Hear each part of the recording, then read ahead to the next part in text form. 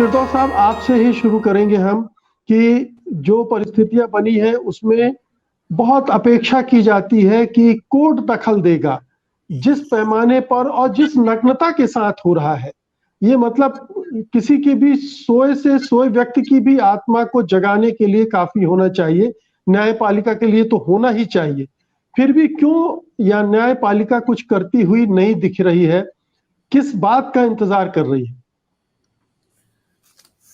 देखिए, संविधान को हमने अपनाया उस वक्त डॉक्टर बाबा साहब आम्बेडकर से पूछा गया था कि संविधान में आपको सबसे इम्पोर्टेंट कौन सा आर्टिकल लगता है।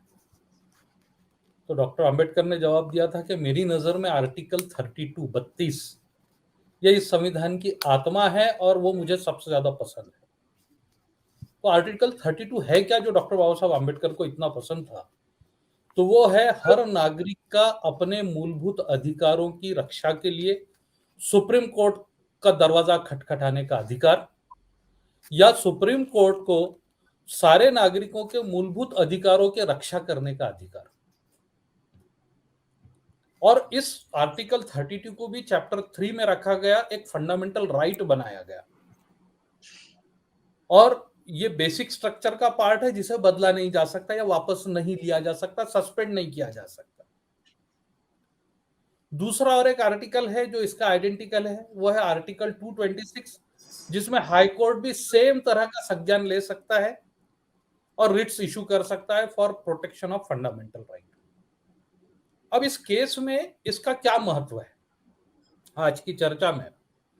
तो महत्व ऐसा है कि एक दूसरा आर्टिकल है जो फंडामेंटल राइट है, वो आर्टिकल 20 जो ये कहता है कि किसी को भी उसने किए हुए जो अपराध है उसके लिए कानून ने जो सजा मुकर्रर की है उससे ज्यादा सजा नहीं दी जा सकती। आर्टिकल 22 और आर्टिकल 21 ये प्रोसीजर की बात करते हैं कि क्या प्रोसीजर होगा, और एक ही अपराध के लिए एक बार से ज्यादा सजा नहीं दी जा सकती। अब मैंने इतने साल किताबें पढ़ी हैं, यूपी के भी कुछ कानून देखे हैं, मुझे कहीं किसी कानून में बुलडोजर का इस्तेमाल ये नजर नहीं आया एक सजा के तौर पर। किसी कानून में किसी अपराधी को कोर्ट ने अपराधी मानने से पहले सजा देने का प्रावधान नजर नहीं आया, बल्कि जो प्रावधान है आपके पास कि किसी की भी प्रॉपर्टी सरकार हथिया नहीं सकती, ले नहीं सकती, उसको अक्वायर नहीं कर सकती बिना फॉलो किए ड्यू प्रोसीजर ऑफ लॉ। ये मैं देखता हूं आर्टिकल 300A में। और अपने घर में सुकून से जीने की आजादी का मौलिक अधिकार देता है आर्टिकल 21। ये सारी चीजें तो कानून की और संविधान की लेकिन किताब की फिरदौस साहब, यहाँ तो अतिक्रमण हटा रही है ना सरकार। जी, अतिक्रमण हटाने का बहाना है, तो यहाँ कानून कहाँ आ रहा है? नहीं, कल की केस में अतिक्रमण नहीं, खरगोन की केस में अतिक्रमण की बात हुई थी। कल तो प्राइवेट लैंड पर, उनके खुद की लैंड पर किसी और के नाम की लैंड, वाइफ के नाम की लैंड है जो उनको मदर से मिली है, उस पर बना हुआ घर था। तो वो अतिक्रमण या सरकारी जगह का मामला नहीं था।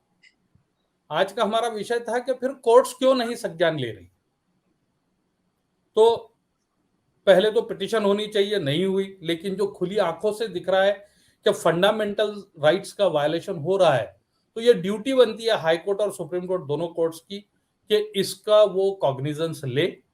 इससे पहले कई इस तरह के चीजों के कॉग्निजेंस सो मोटो लिए गए हैं, और इस वक्त नहीं लेना ये हालात को और खराब करना है। क्योंकि पूरे देश में हो क्या रहा है, किस चीज का आंदोलन हो रहा है? ये इस चीज का आंदोलन हो रहा है कि सिलेक्टिव प्रोसिक्यूशन जो चल रहा है, जिसको आपको प्रोसिक्यूट करना चाहिए, इमीडिएटली एक्शन लेना चाहिए, जैसा कि एक दिल्ली यूनिवर्सिटी के प्रोफेसर के खिलाफ लिया गया था पहले, वैसा जो इनके स्पोक्स पर्सन है बीजेपी के, x spokes person, suspended spokes person, उनके खिलाफ नहीं लिया गया। तो आप कानून का पालन कीजिए, इसके लिए आंदोलन किया जा रहा है, और उस आंदोलन को दबाने के लिए अनकॉन्स्टिट्यूशनल मेथड्स इस्तेमाल कर रहे हैं, फंडामेंटल राइट्स का वायलेशन हो रहा है। तो सुप्रीम कोर्ट ने तो इसका कॉग्निजेंस लेना ही चाहिए। अगर ले नहीं रहा है तो आर्टिकल 32 के अपनी ड्यूटी से वो दूर जा रहा है।